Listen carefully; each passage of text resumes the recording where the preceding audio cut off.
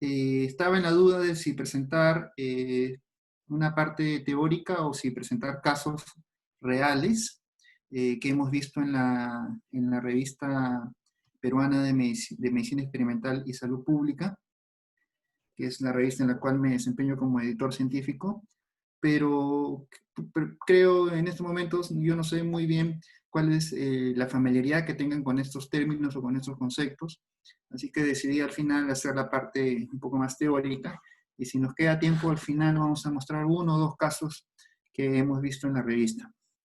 Entonces, para empezar, en vez de ir de frente a cuáles son esos principales problemas o dilemas éticos que solemos ver en cuanto a la publicación científica, hay que empezar diciendo que el mismo hecho de publicar un resultado de investigación es un deber ético de todo científico. Esta charla va a ir básicamente centrada en la parte de ética en publicación científica. No vamos a hablar nada de, o muy poco, o tangencialmente de ética en investigación. Son dos temas, si bien son muy vinculados y conexos, pero vamos a centrarnos hoy básicamente en este tema de ética en investigación científica. Y ya el solo hecho de publicar los resultados de nuestra investigación es una responsabilidad y un deber ético. Entonces, clásicamente la publicación científica es vista como el principal mecanismo de diseminación científica, es decir, compartir entre la comunidad científica los resultados de investigación que un autor o un investigador pueda desarrollar aplicando el método científico. Sin embargo, recientemente se le está dando un matiz distinto, y es que básicamente la publicación científica viene a ser un mecanismo por el cual los científicos realizan una rendición pública de cuentas de la investigación que realizan. Y esto es aún más evidente y más palpable si es que esa investigación es financiada con fondos públicos. Entonces, ahí ese deber ético que mencionaba se convierte en una exigencia.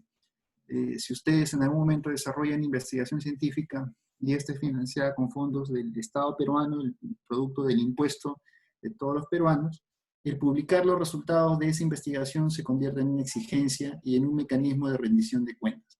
Todo eso le da un matiz y un carácter fundamental a la publicación científica, además del el clásico rol que cumple la diseminación de resultados de investigación. Entonces, la investigación científica, además de permitir que un resultado, un conocimiento científico se difunda entre la comunidad científica, tiene otros beneficios clásicamente no tan visibilizados. Por ejemplo, que podría ayudar a que futuros sujetos de estudio, futuras personas, eh, no se expongan innecesariamente a riesgos que pueden estar involucrados en la ejecución de una investigación. Los estudios y la publicación científica muchas veces son fuentes de errores que cometen otros científicos, y esos errores publicados usualmente nos permiten evitar que nuevas personas se expongan innecesariamente a esos daños. La publicación científica también sirve para generar evidencia que va a ayudar a tomar la mejor decisión posible.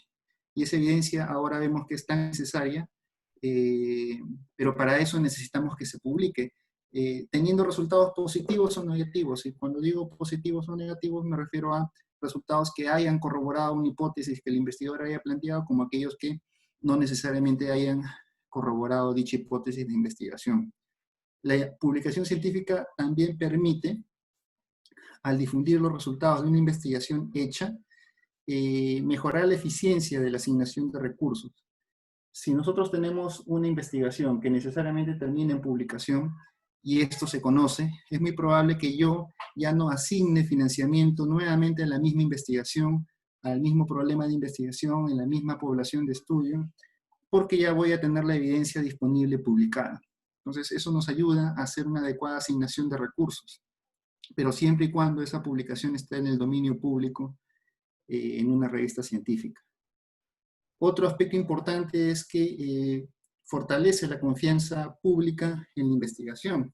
Eh, Usualmente la publicación científica en una revista arbitrada, en una revista con un proceso editorial transparente, justo, equitativo, oportuno, en una revista de alto impacto, hace que esos resultados sean vistos con cierta confianza por el público lector. Sin embargo, vamos a ver que a veces incluso publicaciones científicas en revistas de muy alto impacto o revistas prestigiosas también pueden ser retractados, artículos pueden ser retractados en virtud de su calidad científica o de algún otro aspecto o falta de ética en publicación. El otro aspecto fundamental y no visto clásicamente es el sentido de justicia con la sociedad. Usualmente los resultados de investigación en investigación de salud involucran y permiten o necesitan el enrolamiento de sujetos de estudio, los cuales no tendrían por qué participar en una investigación, y es justo que los resultados de investigación desarrollados en estas personas se publiquen y la colectividad en general se beneficie de esos resultados de investigación.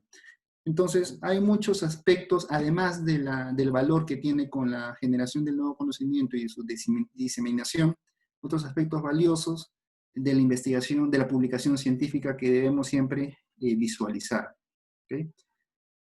Entonces, para llegar a tener publicaciones científicas, hay muchos jugadores digamos, que se encuentran articulándose y correlacionándose. Para empezar, están los investigadores, que son los que llevan a cabo una investigación científica.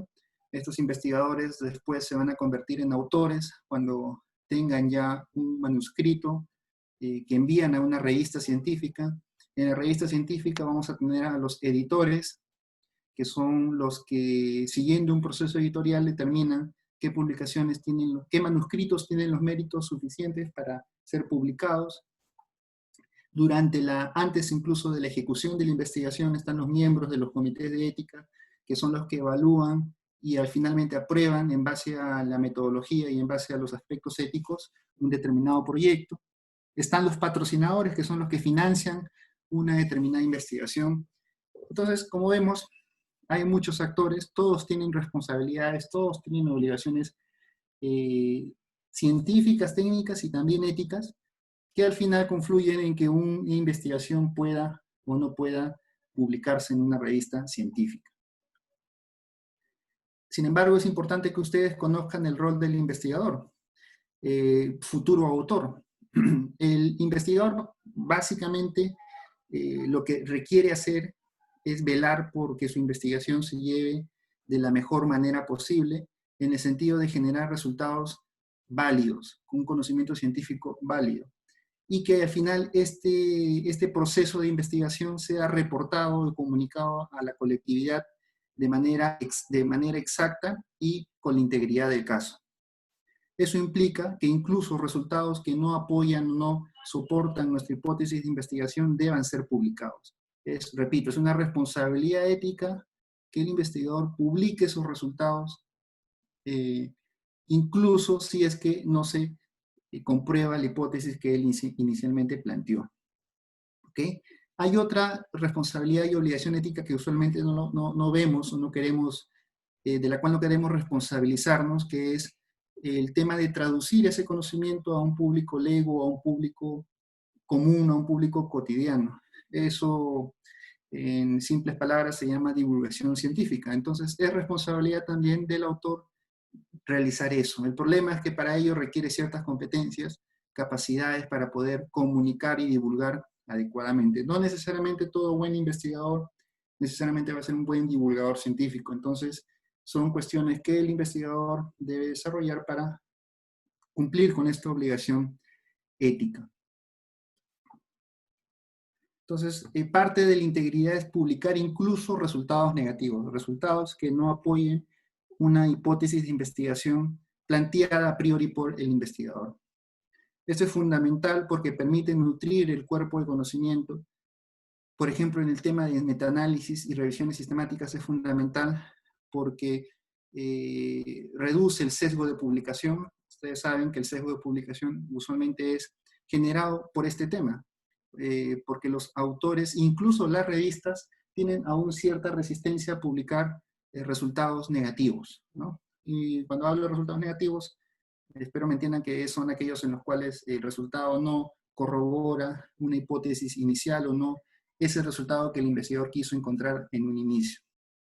Es fundamental publicar resultados negativos porque también permite evitar financiar nuevamente algo que ya previamente fue ejecutado. O sea, evita la replicación injustificada de esfuerzos y de financiamiento. Entonces, de todo punto de vista, es importante esto. El problema con ello es que, como digo, aún existe mucha resistencia, incluso de revistas, publicar resultados negativos. Tanto es así que ya hay algunas revistas científicas que solo publican resultados negativos. Entonces ahí potencialmente van a salir más y eso va a generar una oportunidad de publicar este tipo de estudios con este tipo de resultados. Existen muchas otras motivaciones para publicar. Ustedes por algo están en la sociedad, imagino que están muy motivados y probablemente alguna de estas opciones que ven en esta diapositiva forma parte de sus motivaciones. No vamos a entrar en detalle con ello. La institución también debería tener motivaciones que converjan con las de ustedes de manera individual, porque la producción científica de una institución actualmente es fundamental desde el punto de vista de posicionar una institución, desde el punto de vista de marcar un impacto en la comunidad, de generar reconocimiento institucional e incluso de marcar o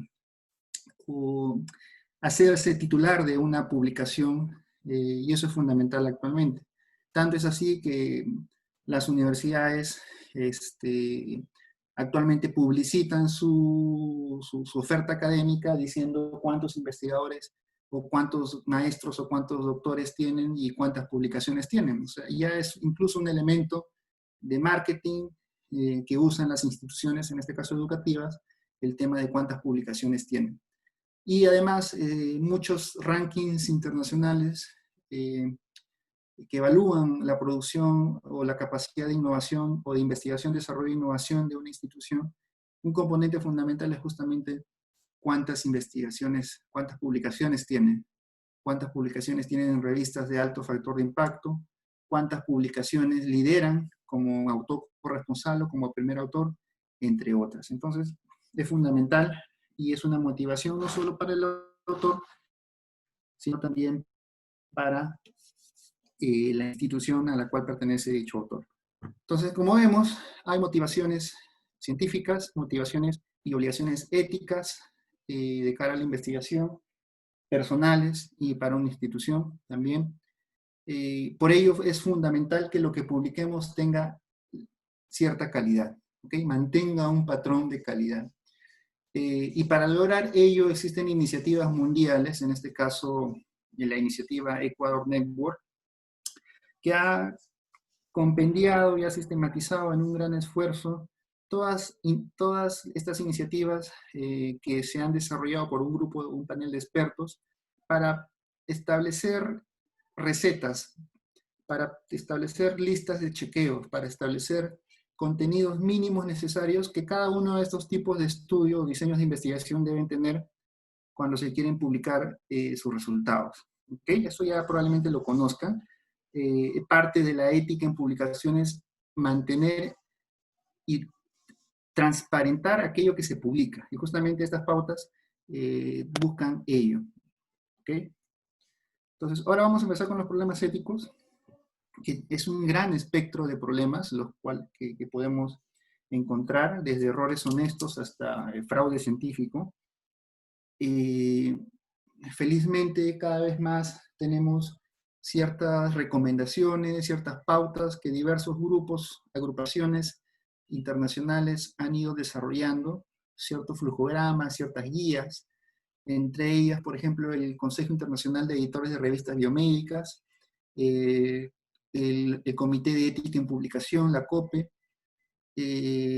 la Asociación Mundial de Editores Médicos, UAME. Existen múltiples esfuerzos internacionales que orientan a los editores, a los autores, a los investigadores sobre estos temas. ¿Okay? Entonces, vamos a empezar por el error honesto.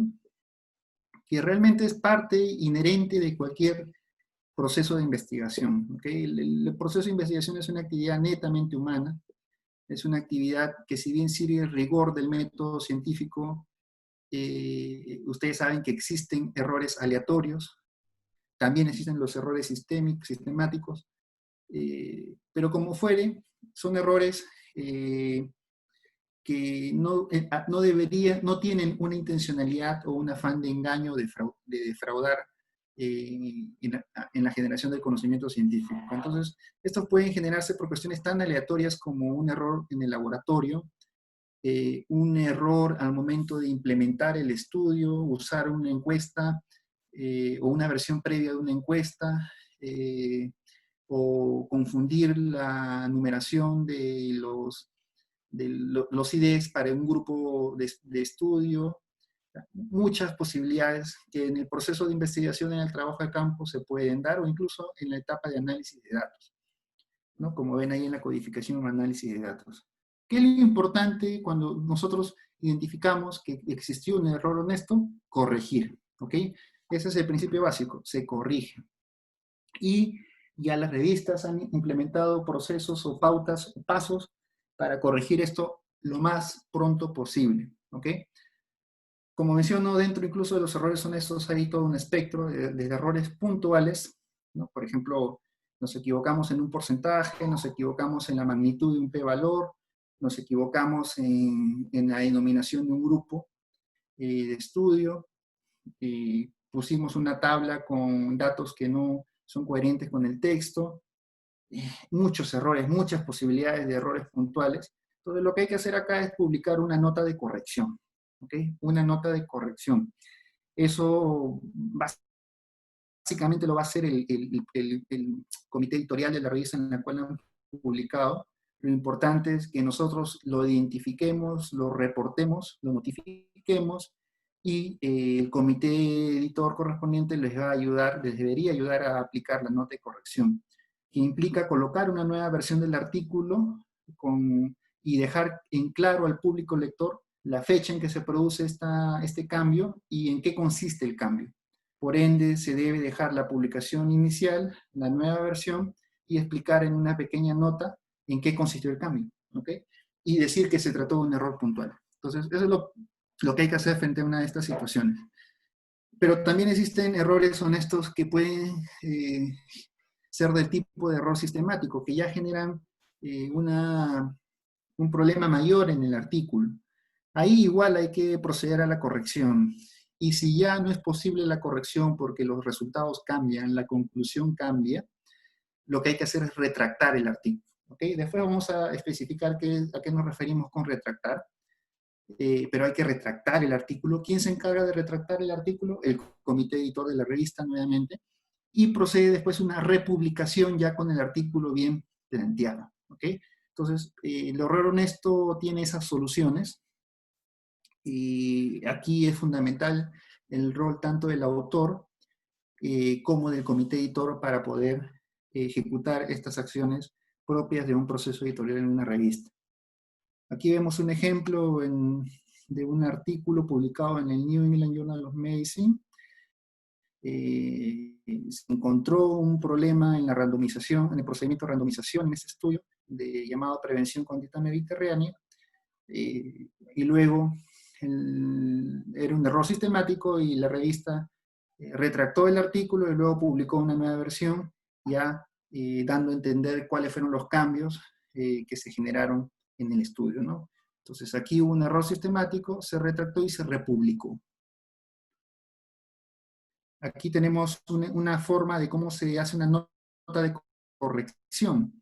Aquí no se retracta el artículo, simplemente un error puntual, producto de un error honesto, y el artículo, se publica una nueva versión del artículo con la fecha y se explica cuál fue el problema, aquel error puntual que ha generado este cambio, ¿no? Esa es una nota de corrección.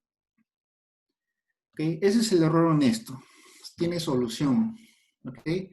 Que debe hacerse lo más pronto posible y eso implica la corrección. Sin embargo, existen ya formas un poco más extremas, ¿no? Y ya existe un afán de engaño, un afán de de sacar un aprovechamiento indebido del hecho mismo de publicar. Aquí caen todas las malas conductas de publicación científica. Son situaciones en las cuales espero que ninguno de ustedes en algún momento se vea involucrado. No son nada agradables ni para el autor, ni para los jefes de ese autor en una institución, ni para el mismo equipo editorial de una revista. Es agradable estarse involucrado en una situación de estas, ¿no? Tenemos cuestiones tan graves como la fabricación de datos, es decir, inventar datos que no existen. Nunca hubo un trabajo de campo, nunca hubo un proceso de recolección de datos. Simplemente los datos se crean, ¿okay?, de la nada. Luego está la falsificación de datos, en los cuales probablemente sí haya una base de datos, haya habido un esfuerzo de trabajo de campo, pero los datos son manipulados con una intención, probablemente corroborar una hipótesis de investigación, ¿no? O quizás, dependiendo si existe algún potencial conflicto de interés, manipular los resultados en vista a la conveniencia de quien me financia el estudio. O sea, motivaciones pueden haber muchas. Plagio es una mala conducta de publicación científica, inadmisible, y ocultar un conflicto de interés. Todo el mundo en algún momento va a estar expuesto a un potencial conflicto de interés. Quizás ese no sea problema, el problema es ocultarlo. ¿Okay? Por lo tanto, la solución es declarar el conflicto de interés, así de simple. ¿Qué tan frecuente es, en este caso, la fabricación y la falsificación de datos? Miren, acá hay un estudio, dos figuras, en las cuales, en la figura 2, se muestra, en la figura 2 se muestra la frecuencia de fabricación y falsificación reportada por el investigador, es decir, cuánto ellos han caído en esta mala práctica, ¿no? Y según este estudio, en este metaanálisis, 2% de los investigadores alguna vez ha incurrido en fabricación y falsificación. 2%, pues es bastante, considerando la cantidad de artículos que se publican a diario en todo el mundo. 2% es un montón. Y cuando se pregunta si ese investigador o ese autor conoce a alguien que haya incurrido en esto, miren a cuánto incrementa el porcentaje, ¿no? 14% de autores dicen que ellos conocen a un autor o investigador que ha hecho fabricación o falsificación de datos. Es bastante impactante, son las cifras. Y bueno, eso nos habla de la gran presión que tienen los autores por publicar, la gran presión que tienen los investigadores de ciertos patrocinadores en el cual actualmente vivimos.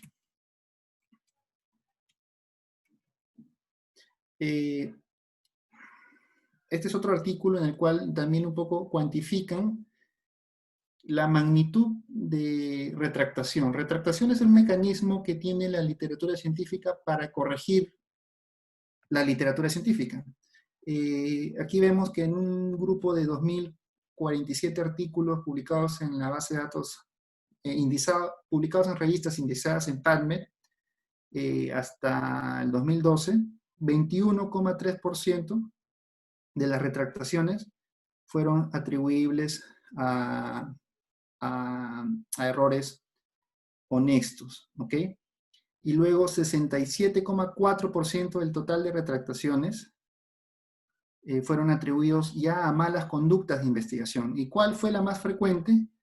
Fraude o sospecha de fraude, 43%. O sea, de todas las causas por las cuales se retracta un artículo, casi la mitad es por fraude o sospecha de fraude.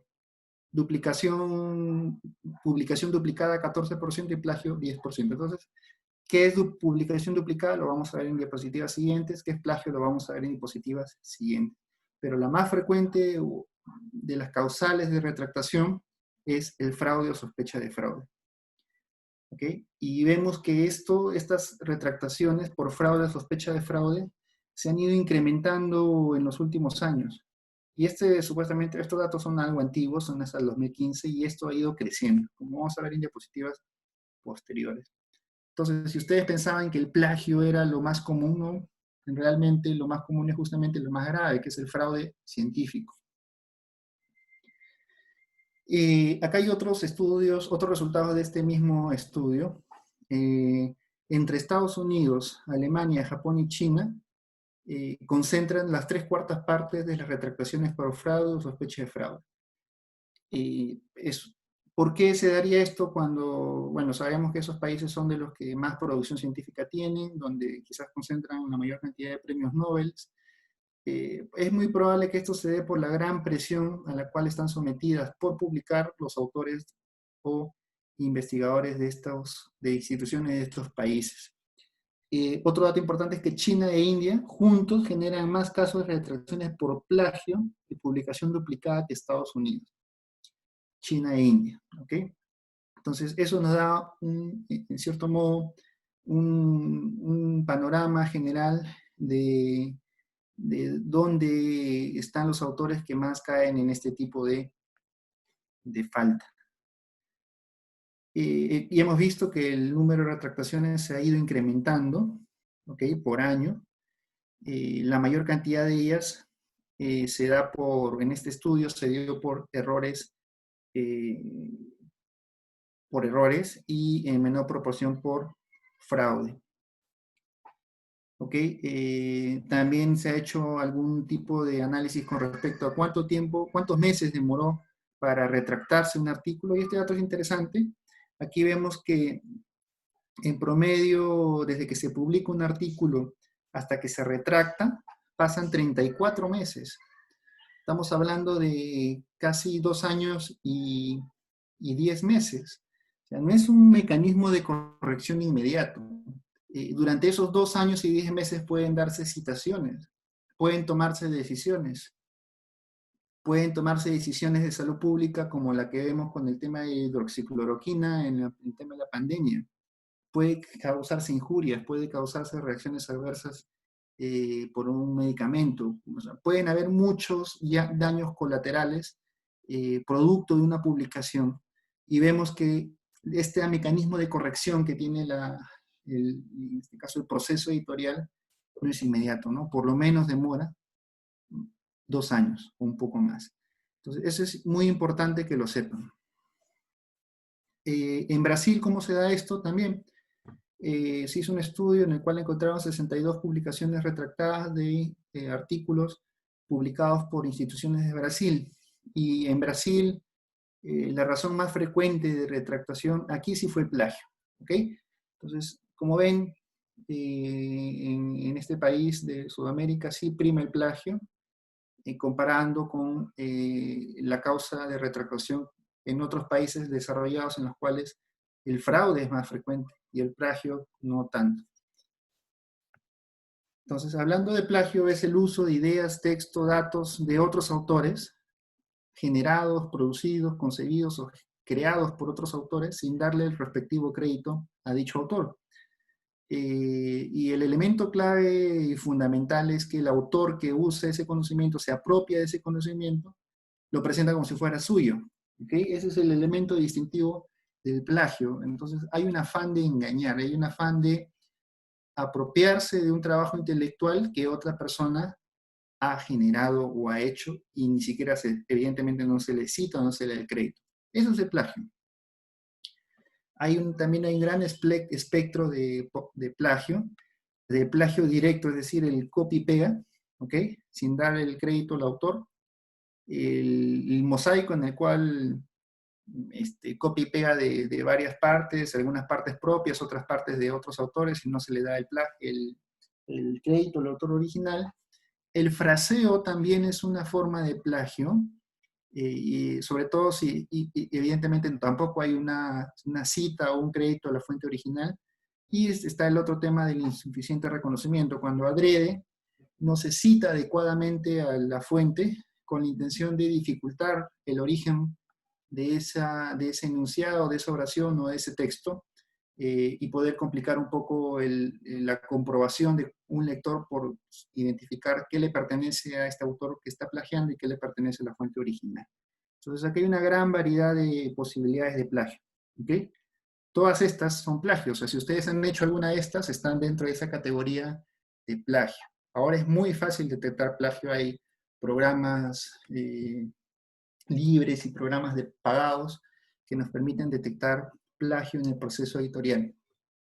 Y realmente cualquier lector puede detectar plagio ahora simplemente con Google. El autoplagio o reciclaje de texto es cuando uno mismo roba sus ideas, ¿ok? Entonces, felizmente la COPE, el Comité de Ética en Publicación, ha establecido un flujograma para qué hacer con las personas o los autores que plagian. Y el plagio se puede detectar tanto en un artículo que ya está publicado como en un artículo que ha sido remitido recién para publicación.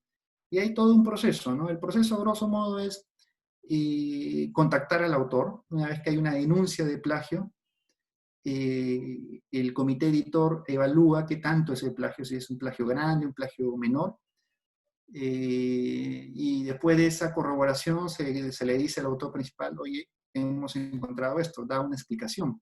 Y además se le dice, tú has adjuntado en tu carta de declaración jurada de que este artículo es inédito y no es producto de plagio. Has firmado, has declarado que no es así, pero encontramos que hay plagio. Entonces el autor debe dar una explicación. Luego el comité editor analiza esa explicación y si realmente no es satisfactoria y admite la culpa, si el artículo aún está en proceso editorial, simplemente se rechaza y se devuelve el artículo y el comité evalúa la posibilidad de informar a su inmediato superior. En el caso de ustedes, si pertenecen a una universidad, por ejemplo, como parte de un artículo derivado de una tesis o de un proyecto de la universidad, tendríamos que comunicarles a su director de investigación de la facultad, por ejemplo, ¿no? Si es un investigador de un hospital, a su director del hospital, o se comunica, ¿no? Si el plagio es menor y el autor corrige, bueno, el proceso editorial puede continuar. Y si el artículo ya está publicado y hay un plagio mayor y el autor admite el plagio o su respuesta no es satisfactoria, el plagio es una causal de retractación. ¿Qué hace el comité editor? Retracta el artículo, lo retira. ¿Ok? Y vamos a ver después cómo se hace. La otra mala conducta de publicación científica es el ocultar un potencial conflicto de interés y de manera intencionada. Entonces, ¿qué es un conflicto de interés? Es una situación en la cual un autor y su juicio profesional va a estar subyugado o va a obedecer a un interés primario. ¿Okay? Y ese interés primario va a influir indebidamente en los resultados que publica. Usualmente este interés que subyuga, en este caso, a la transparencia y la exactitud que todo científico debe tener, puede ser económico, puede ser un conflicto personal, un conflicto familiar, puede ser una rivalidad científica. Hay múltiples fuentes de potenciales conflictos de interés, ¿ok? No solo es plata, no solo es la parte económica. Entonces, es muy importante que los editores de las revistas científicas establezcan un sistema para justamente manejar estos temas de conflictos de interés, no solo de los autores, sino también de los revisores y de los mismos miembros del equipo editorial. Y esto debe estar claramente estipulado en las instrucciones para los autores. Lo importante de esto es declarar, ¿ok? Todo potencial conflicto de interés. Si ustedes creen que están en un potencial conflicto de interés, lo recomendable es que lo declaren, ¿ok? Aunque al final no lo sea y el comité editor diga, oye, pero esto no es un conflicto de interés, no importa. Igual, si se siente un conflicto de interés, lo mejor es declararlo, ¿ok? Y eso debe formar parte del proceso del envío del manuscrito a la revista. Hay un formato de declaración de conflicto de interés, es el del Consejo de Editores Médicos Internacional. Nosotros en la revista peruana de Medicina Experimental y Salud Pública usamos esto, se llena en 2 minutos, ya están con campos predeterminados, ¿no? Se completan esas 6 secciones y se genera inmediatamente, aquí dice generar, se genera inmediatamente ese enunciado que corresponde a la declaración del conflicto de interés. ¿Okay? Entonces es muy importante. ¿Y qué tan importante es esto? Bueno, se ha visto, se ha estudiado que, bueno, aquí, por ejemplo, vemos en esta revista, que justamente he presentado en diapositivas anteriores, la forma en que se declara, ¿no? Conflicto de interés. Y aquí se declara en qué consiste ese conflicto de interés. Aquí en la revista peruana de Medicina Experimental y Salud Pública también, ¿no? Conflicto de interés se declara, ¿no? Por ejemplo, aquí estos autores dicen que recibieron apoyo financiero de Sanofi Aventis del Perú. Luego Rafael Udeña recibió apoyo financiero también de Sanofi Aventis para la recolección de datos.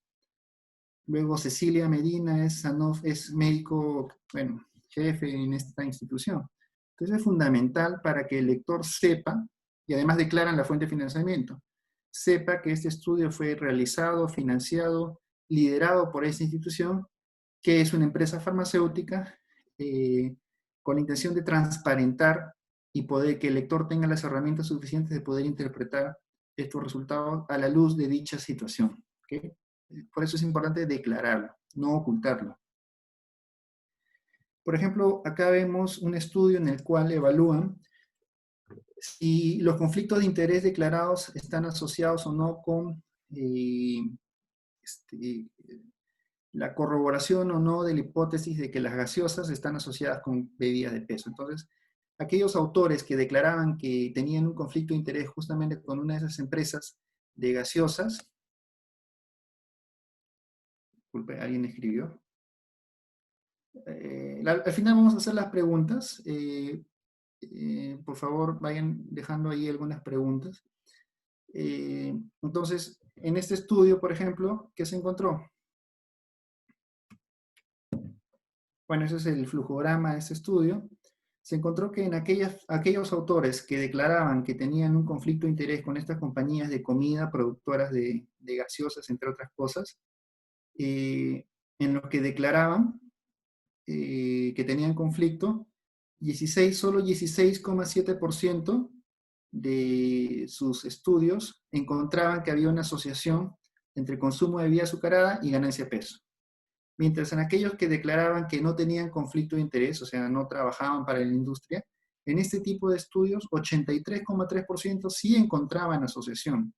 Entonces, aquí, evidentemente, se ve que la posibilidad o el riesgo de encontrar una asociación positiva era mucho mayor entre aquellos que no tenían el conflicto de interés, ¿no? Entonces, eso es lo que trata de demostrar el estudio, que es muy probable que dependiendo de quién financie el estudio, si hay una gran presión económica, eso pueda generar que los resultados vayan en cierto sentido, como en este caso.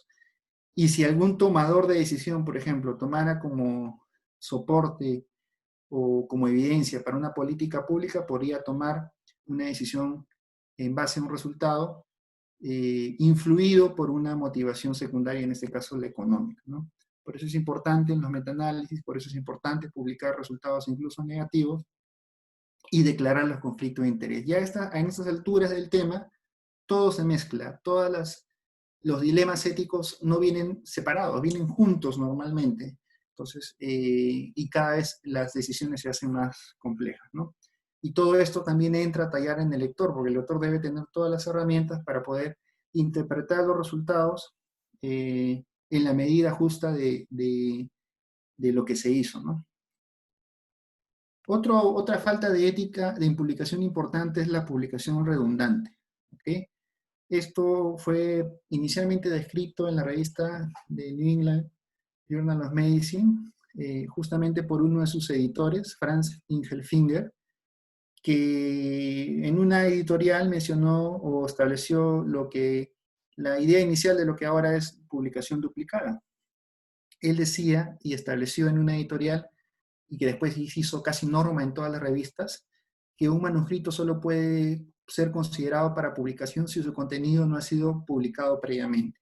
De ahí se deriva que toda revista publica solo artículos inéditos, originales, que no han sido publicados previamente.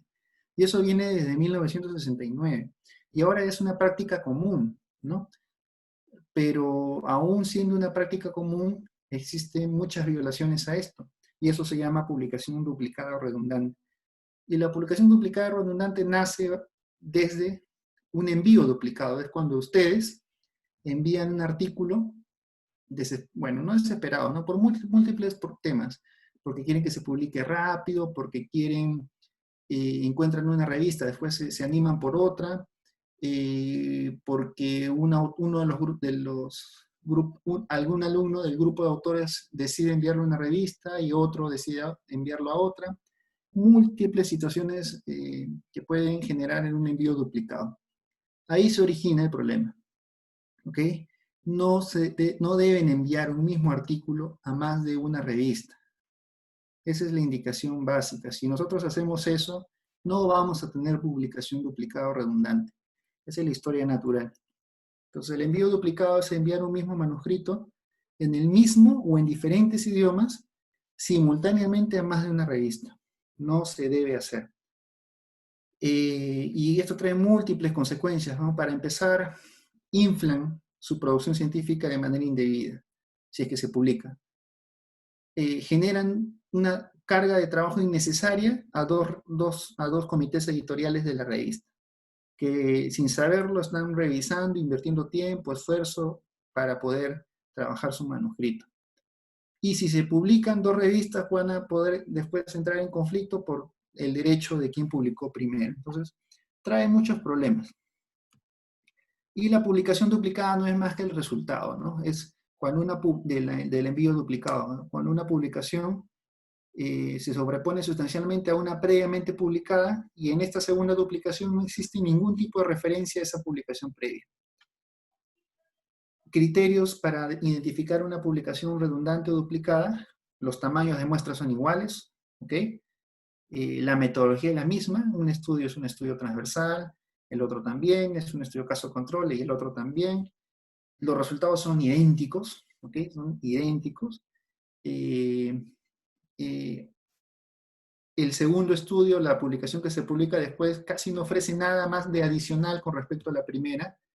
Y el criterio fundamental que nos ha ayudado muchas veces a poder identificar y definir esto es que al menos un autor del grupo de autores de ambas publicaciones aparece en ambas. Es un autor en común en ambas publicaciones. ¿Ok?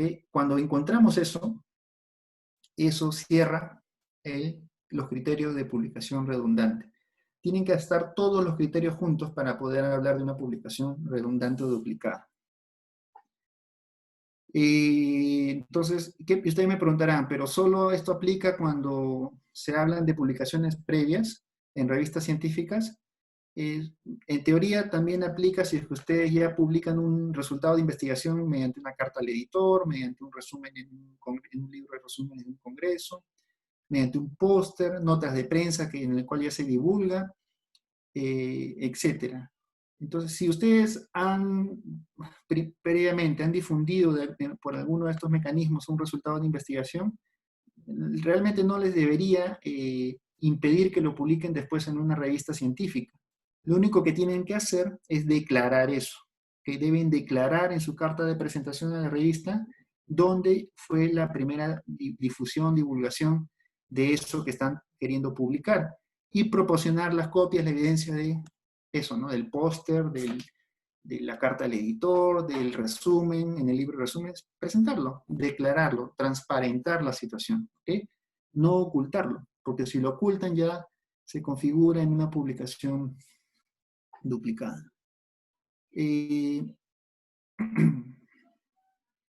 Los autores que intentan una publicación duplicada sin notificar, por lo menos, lo mínimo que van a esperar, que deben esperar y sin molestarse es que le rechazan el artículo.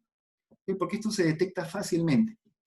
Si el editor no está al tanto de la duplicación y el artículo ya ha sido publicado, eso es causal de retractación. ¿Ok? Entonces, como he mencionado, ¿existe publicación secundaria aceptable? Sí, sí existe, siempre y cuando se comunique, siempre y cuando las dos revistas se pongan de acuerdo, siempre y cuando las dos revistas decidan se definen entre las revistas quién es aquella que tiene la publicación de manera primaria o quién publicó primero. Cuando existe una justificación para hacerlo, de repente una revista lo publica en inglés y otra revista en portugués, de repente en la primera revista está dirigido más a científicos y en la segunda más a tomadores de decisión. Hay algunos criterios que deben explicarse al comité editor para solicitar una publicación secundaria y que sea aceptada. ¿Ok? Aquí están estos criterios. Siempre debe haber la referencia cruzada a la primera fuente. debe haber una justificación para ello y debe haber un acuerdo entre las revistas sobre este tema. Eso es lo mínimo necesario para publicar de manera secundaria. Por ejemplo, ustedes publican un artículo en Lancet en inglés, entonces, y de repente necesitan publicar en una revista en español o peruana de acceso abierto, ¿no? Y hay un proceso que seguir, y si ambas revistas están de acuerdo con ello y una adecuada justificación y una adecuada cita a la primera, se puede hacer. Entonces, la retractación es un mecanismo para corregir la literatura y alertar a los autores de que existe alguna de estas faltas, ¿no? Si existe fraude científico, ya lo mencionamos, el error honesto también, si es que es un error sistemático, como mencioné, se retracta y se republica. Cuando existe publicación redundante, la publicación redundante por sí sola constituye una causal de retractación. Si existe plagio o si existen evidentes faltas éticas durante el proceso de investigación. ¿Okay? Esas son las 4 principales causales de retractación de un artículo, ¿no? La publicación redundante genera muchos problemas, ¿no? Ustedes engañan al lector, es una falta de ética en investigación, alteran el cuerpo de evidencia científica, toman ventaja indebida con respecto a otro investigador, consumen procesos y recursos editoriales, o sea, tienen muchas desventajas, no se debe hacer. Además, ustedes cuando me envían un artículo a una revista, usualmente declaran, es una declaración jurada diciendo que ese artículo no ha sido enviado ni publicado previamente en otra revista. O sea, ya, si ustedes marcan esto y dicen eso y después están enviándolo a otra revista, simplemente están faltando la verdad. En la revista tuvimos un caso de publicación redundante que terminó en retractación, ¿okay? Y realmente es el primer caso de retractación en una revista biomédica en el Perú, y nos costó hacerlo. Entonces, hubo una publicación previa en una revista inglesa, Public Health Nutrition, el año 2016 se publicó. Luego, aquí están los autores, Vilma Freire, Waters, Rivas, Guyen y Patricio Rivas. Si se dan cuenta, acá solo hay 3 autores, Vilma Freire, Waters, ¿no? Y Gabriela Rivas Mariño.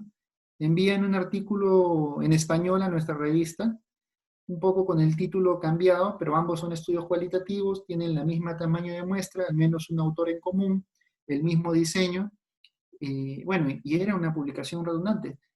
¿Y quién nos avisó de esta situación? Esto no lo detectamos en el proceso editorial. Un lector, mediante una carta al editor, hizo la denuncia, hizo este cuadrito, ¿no? Puso el artículo original en inglés, y luego lo comparó con el artículo que nosotros publicamos en español, y ahí encontró, describió, ¿no?, las grandes similitudes que había. Al final, luego de un proceso de consulta al autor, de pedir su descargo, de analizar nosotros, decidimos retractar el artículo. Y como nuestra revista está indexada en PubMed y en Scopus y en Cielo, procedimos a hacer los trámites con Cielo Perú, con Cielo Salud Pública, para proceder y de ahí escaló a PubMed y a Scopus para proceder a retractar. Y si se dan cuenta, miren cómo sale, ¿no? Ustedes van a seguir encontrando el artículo en PubMed, pero ahí dice de manera muy grande artículo retractado. Y esto viene acompañado de una nota de retractación, en el cual nosotros explicamos cuál es el motivo por el cual fue retractado el artículo, y ahí dice claramente por publicación redundante, ¿no?, con este artículo en esa revista. Entonces, el artículo sigue apareciendo en nuestro sistema, sigue pudiendo descargarse de PubMed, de Scopus, de Cielo, pero ya aparece grande esto, ¿no? El artículo con una gran marca, el artículo retractado, y todo el mundo, la comunidad científica está alerta de que estos autores cometieron esta falta por ese motivo. Entonces, por si acaso así sale, es como una especie de marca o huella que va a quedar con ustedes para siempre. Luego encontramos también bueno, nosotros fuimos víctimas de publicación previa en este caso, publicamos un reporte de caso, luego nos enteramos de casualidad que otra revista publicó el mismo caso con este título y había un autor en común, en este caso Mijael Mujica, ya cumple otro criterio, no aportaba información adicional, era la misma muestra porque es el mismo paciente, eran los mismos resultados, configuraba una situación de publicación redundante. Hicimos el análisis en una carta al editor y cumplía todos los criterios que están acá mencionados, y después publicamos una nota de preocupación y le solicitamos a la revista que publicó de manera secundaria, que es la revista de Sociedad Peruana de Medicina Interna, que proceda a la retractación, pero hasta ahora no lo hace, ¿no? Entonces, depende también de la iniciativa que tenga la revista de iniciar este trámite, que realmente es un recurso a la cual las revistas pueden aplicar con toda la responsabilidad del caso para corregir la literatura. ¿Okay? Entonces, igual, ¿no? ¿Qué hacemos? La publicación duplicada se puede detectar durante el envío de un artículo o cuando ya está publicado. Y igual existen flujos de decisión que da la COPE y nosotros hemos empleado estos flujos para el caso que les mencioné. ¿Okay? En estos casos, cuando se confirma la publicación duplicada, ya sea de un artículo ya publicado, bueno, de un artículo ya publicado, procede a la retractación. Y si es un artículo que ha sido enviado y un revisor o un editor lo detecta, simplemente se rechaza el artículo. Entonces, para terminar, vamos a ver algunos temas de autoría, que es otro aspecto fundamental. Y la autoría se basa en que debemos reconocer a las personas que han trabajado su esfuerzo, ¿ok? Y esta persona en retribución debe hacerse responsable por ello.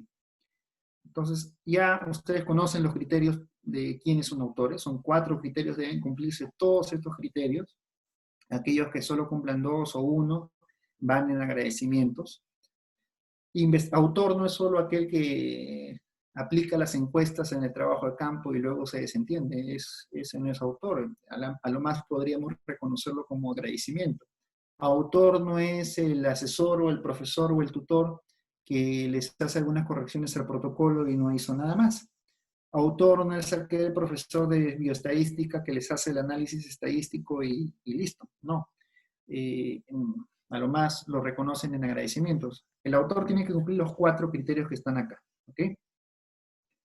Entonces, ¿qué caracteriza realmente a un autor? Un autor es esa persona capaz de asumir públicamente la responsabilidad de lo que publica, ¿no? Y esa persona en esa asunción pública de esa responsabilidad puede ser capaz de responder en qué consistió el estudio, puede explicar los resultados, puede explicar de dónde derivaron esos datos y esas observaciones, puede explicar las conclusiones, o sea, está tan familiarizado con los datos y el proceso de obtención de estos datos, es decir, con la investigación, que tranquilamente puede asumir la responsabilidad y puede defender de manera exitosa las críticas a su trabajo. Entonces, para poder tener ese grado de conocimiento de esa investigación, evidentemente tiene que cumplir el criterio 1, el criterio 2 y el criterio 3, ¿no? Eso es lo que realmente hace a un autor.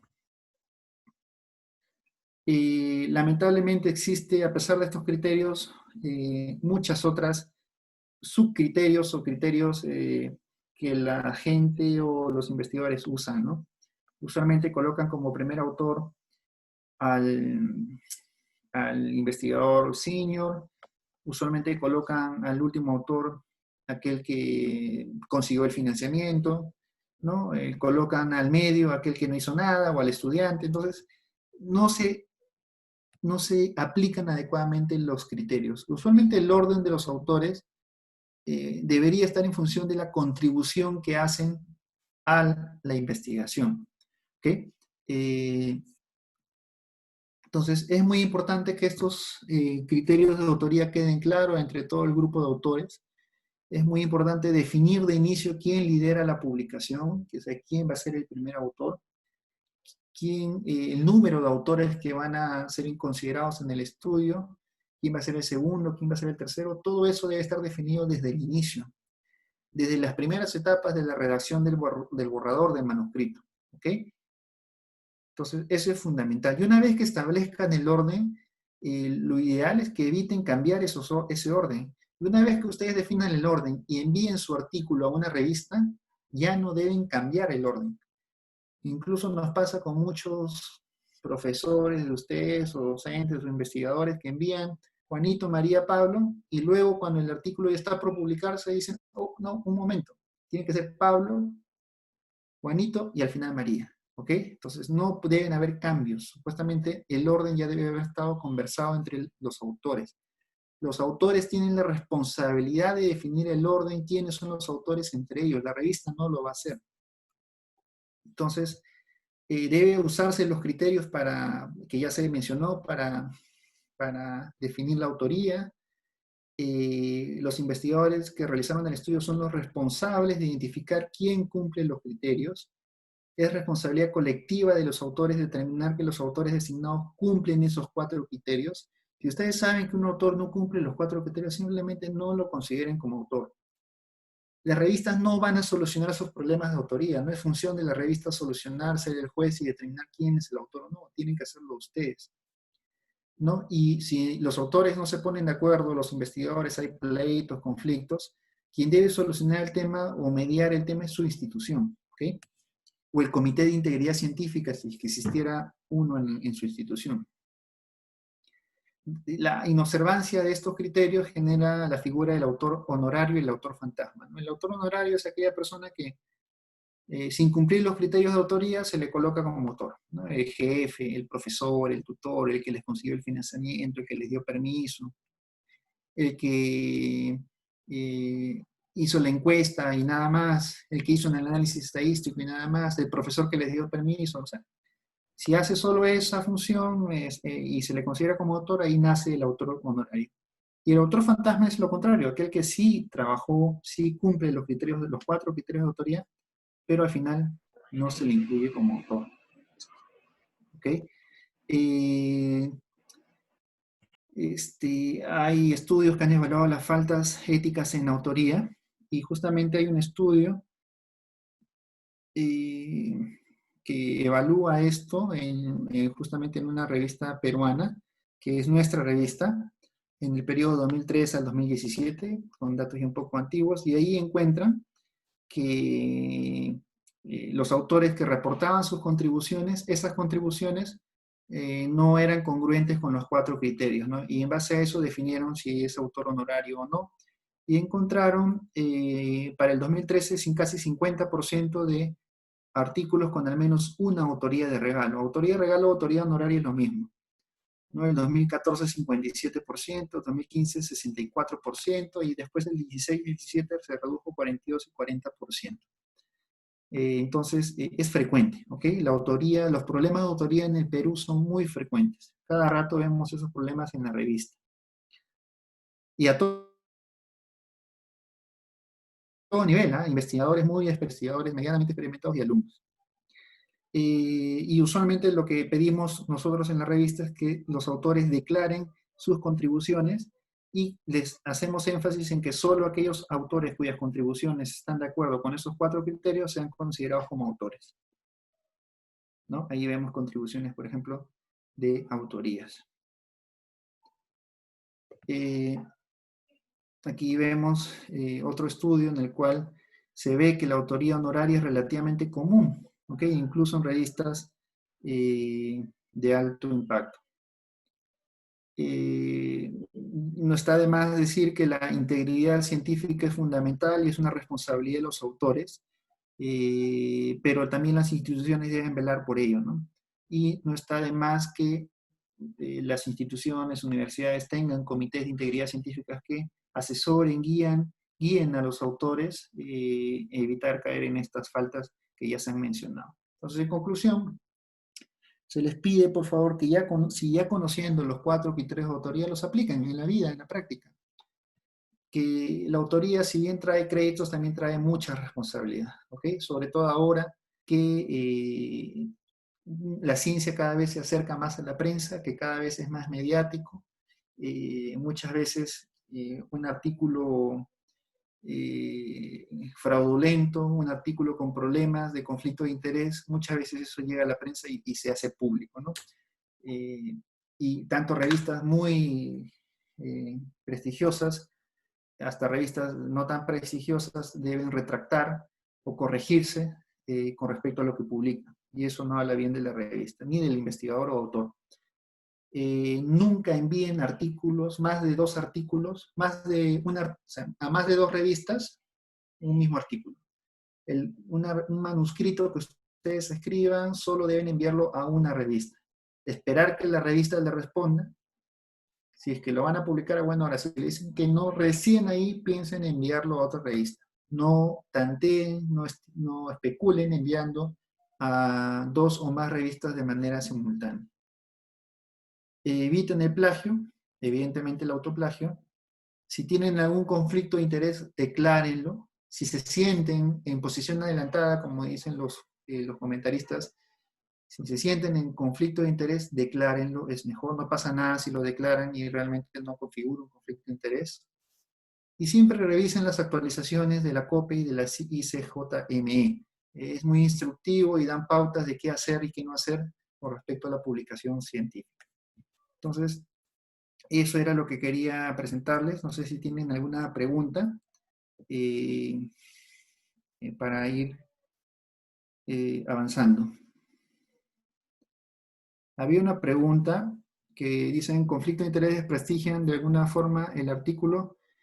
Si no se declara el conflicto de interés y este se descubre por otro lado, evidentemente sí, desprestigia al artículo, desprestigia a los autores.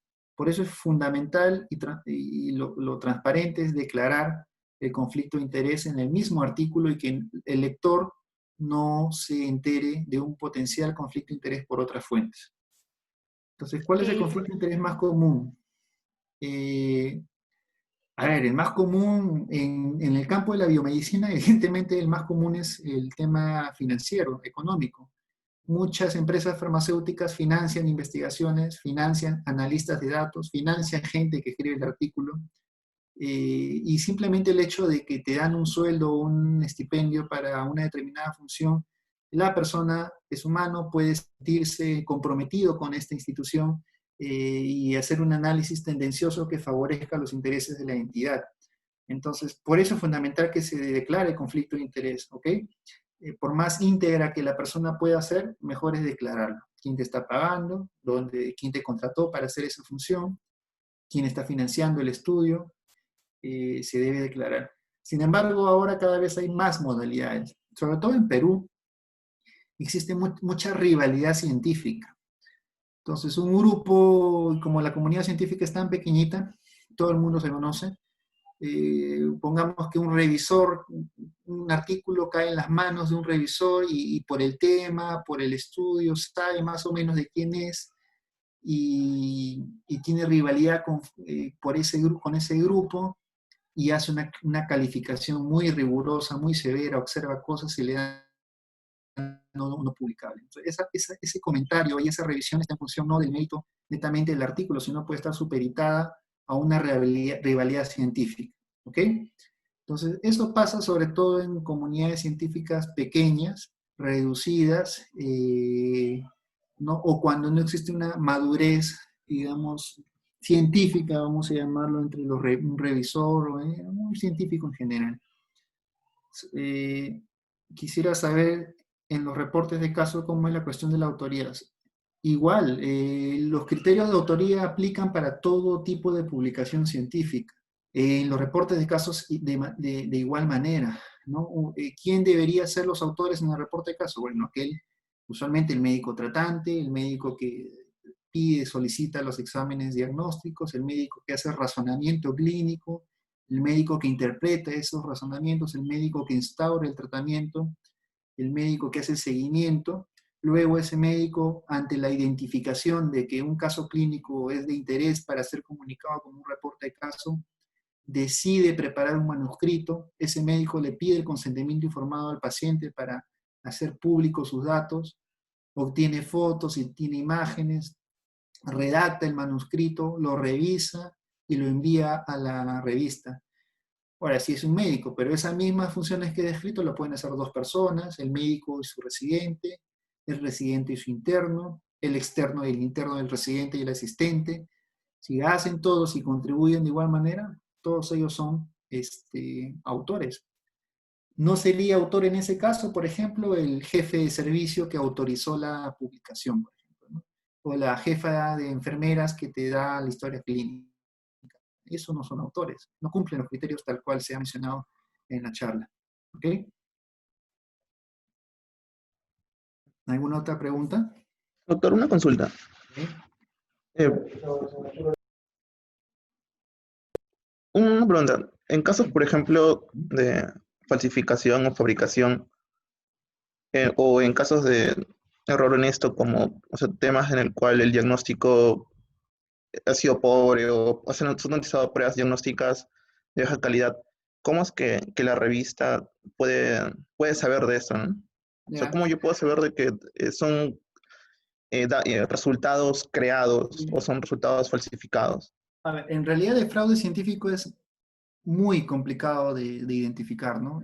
Aquí en la China, en Estados Unidos, en New England, en Lancet, en JAMA, en nuestra revista, es complicadísimo detectar el fraude científico, ¿no? Es muy complicado detectar la creación de datos fraudulentos, ¿no?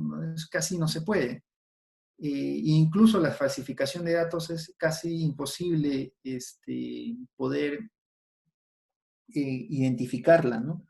Hay investigadores casos muy conocidos de gente que ha publicado muchos artículos producto de esta práctica y no se han detectado sino hasta mucho tiempo después.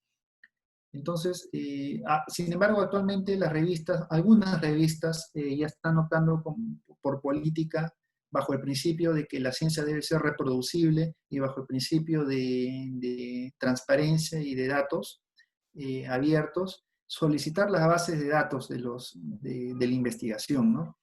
Y estas bases de datos suelen publicarse como material suplementario o anexo al artículo y en el cual cualquier investigador puede tratar de replicar, hacer técnicas estadísticas que quizás nos puedan dar cierto indicio de si los datos han sido manipulados o no, pero es muy complicado, ¿no? Si una base de datos, un conjunto de datos está muy bien creada, no hay forma de descubrirlo. Sin embargo, puede haber a nivel institucional, o sea, a nivel de la institución del autor, mecanismos de supervisión, de monitoreo del autor para evitar y prevenir que durante la investigación científica se estén creando, falsificando datos, ¿no? Allí es el instancia o momento en el cual eso se puede prevenir. En la publicación ya per se es más complicado. Los comités editores tienen mucha desventaja en ese sentido, ¿no? Pero quizás sí las instituciones de investigación puedan establecer mecanismos para evitar que ciertos investigadores caigan en esta práctica. Muchas gracias, doctor. Doctor, ¿le puedo hacer dos preguntas más? A ver. Una consulta. No sé, usted comentó que el plagio era si es que no se citaba. Por ejemplo, si se quiere citar una tabla y la tabla ¿No te es escucho? ¿Se igual. fue la comunicación? No sé si me logra escuchar ahora, doctor. A ver, ahora sí. Por ejemplo, yo quiero citar una tabla y, o sea, puedo copiar y pegar tal cual la tabla, pero citándolo. O sea, es plagio eso?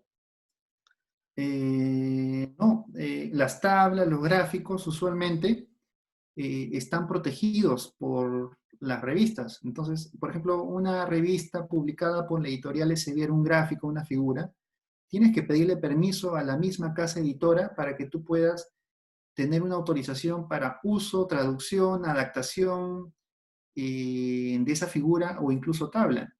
Pero actualmente ya los derechos de autor están siendo muy estrictos y muchas casas editoras tienen ya eso muy bien estipulado. Y eso nos llega mucho a la revista, ¿no? Hay autores que toman un gráfico de una revista del Sevier o de alguna casa editora conocida como Wiley, eh, como CRC o cualquier casa editora, eh,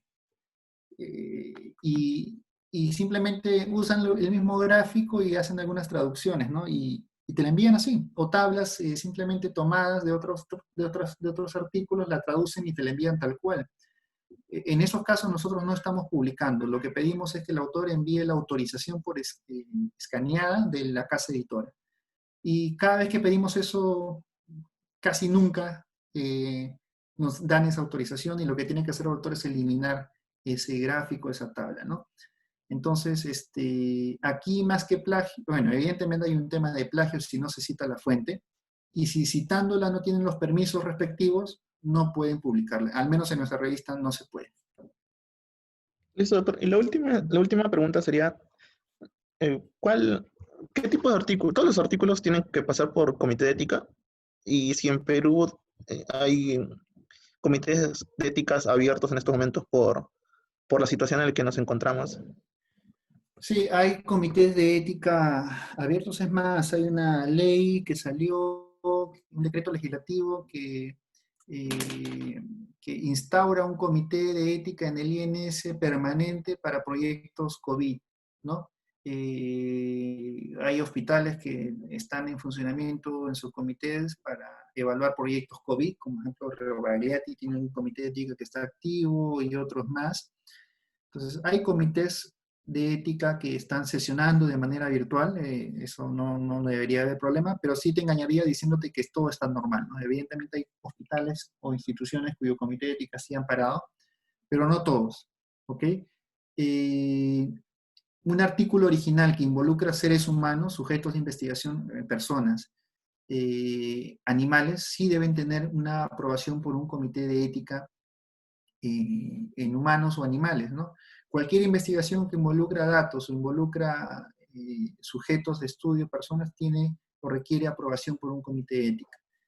Estudios que usan fuentes secundarias en los cuales no es necesario abordar a un sujeto o sus datos, esos, dependiendo de la institución, lo recomendable es que también tengan la aprobación por un comité de ética, pero con un procedimiento exonerado, ¿ok? Ya depende de la institución cómo se organiza con respecto a su comité. Pero sí, la investigación en salud, la recomendación actual es que tengan siempre una valoración y evaluación y respectiva aprobación por un comité de ética. Cuando se trata de artículos originales. Los reportes de caso, también hay situaciones en las cuales requiere una aprobación por un comité de ética. La situación más frecuente es cuando el paciente falleció y no puede dar el consentimiento informado, cuando el autor agota todas las instancias por ubicar al familiar para pedirle consentimiento y no lo logra. Entonces, en esos casos, tiene que pedir la autorización de publicación al jefe del servicio y además conseguir la aprobación para la publicación de esos datos por un comité de ética institucional. Un artículo de revisión, que es un tipo de publicación, evidentemente no requiere una aprobación por un comité de ética porque no se deriva de una investigación primaria o de un proceso de investigación como lo conocemos, ¿no? Entonces, resumiendo brevemente, artículos originales requieren comité de ética, reportes de caso en algunas situaciones también va a requerir comité de ética, algunas cartas científicas que presentan resultados de investigación de un proyecto de manera preliminar, también va a requerir aprobación de un comité de ética, si involucra humanos, animales. Sí, y esos aspectos tienen que verlo revista por revista, ¿no? Hay revistas que dan instrucciones para los autores vinculadas a la parte ética bastante específicas y ustedes tienen que seguir dichas instrucciones. Listo, doctor, muchas gracias. Perfecto. ¿Alguna otra pregunta para ir cerrando? Bueno, muchas gracias, doctor, por la Perfecto. ponencia. Hay un par de preguntas, doctor, creo que en el chat, no sé si las llegó a ver, que mandan. A ver. A ver, se la leo, si no, doctor. Dice, doctor Romaní, muy agradecida con su ponencia. Cuando un artículo es retractado por cualquier motivo, ¿se retracta en todas las revistas en las que está? ¿También en la que publicó inicialmente o en esa no? No. Si es publicación duplicada, se retracta en la revista que la publicó por segunda vez. ¿Ok? Si es un artículo con fraude y además publicación duplicada, ¿no? Cosa que sería muy raro, se retracta en todas las revistas, ¿no? Pero usualmente cuando se trata, si la pregunta es para publicación duplicada, solamente se retracta en la revista que lo publicó después. ¿Ok? Y con respecto a la otra pregunta, ¿qué documentos usted recomienda leer para conocer más sobre estos temas? Hay un libro bien interesante que es el libro de publicación científica biomédica del autor Jiménez Vila y Argimón Palas. Está en su segunda edición. Ese les recomiendo para leer. Es de la editorial Elsevier, publicación científica biomédica, cómo escribir y publicar un artículo de investigación. Está en español, es del año 2016 y es muy completo. Y todo lo que les he mencionado, gran parte de lo que les he mencionado está allí. Entonces pueden leer ese. Si hablamos de libros. Y artículos, bueno, hay un montón, ¿no? Es cuestión de que puedan leer, por ejemplo, algunos de los artículos de esta presentación, que son muy interesantes, y el libro les va a dar un panorama inicial y general de estos temas.